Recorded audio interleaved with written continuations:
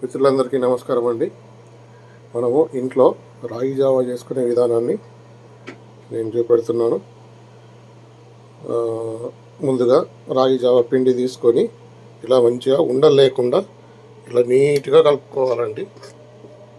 ఇలా నీట్గా కలుపుకొని ఉండలు లేకుండా ఉంది కదా. ఆ తర్వాత నీటిని స్టవ్ పై మంచిగా మరిగించుకోవాలి. నేను ముందుగానే పెట్టేశాను, లాంగ్ వీడియో అని చెప్పి ముందుగానే పెట్టేసి చూడండి, నీళ్ళు ఇలా మరుగుతున్నాయి. ఈ మరిగే వీడియో దీనిలో రాగి జావ అనేది ఇందులో వేసేయాలి. ఈ మరుగుతున్న నీటిలో ఈ రాగి జావని ఇలా మనం వేసేసుకోవాలి.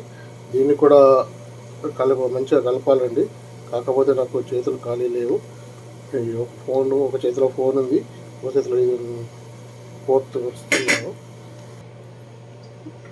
ఇలా మంచిగా కలుపుకోవాలండి. మనం కలుపుతూనే ఉండాలి. కొంచెం వాటర్ తక్కువైంది, ఇందులో కొంచెం వాటర్ వేసుకుందాం.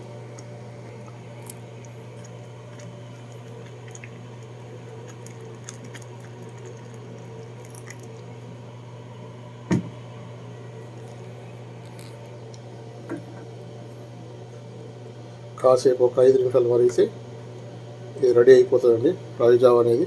ఒకవేళ మీ దగ్గర మజ్జిగ కానీ పెరుగు కానీ ఉంటే అది కూడా కొంచెం కలుపుకొని వేసేయాలి. కొంచెం ఉప్పు కూడా వేసుకోవాలండి. నేను ఉప్పు వేసేసినాను ముందే. ఉప్పు కూడా వేసుకొని తాగేయాలి. మన హెల్త్కి చాలా మంచిది. ఎర్లీ మార్నింగ్ బ్రేక్ఫాస్ట్గా ఇది తీసుకుంటే చాలా మంచిది.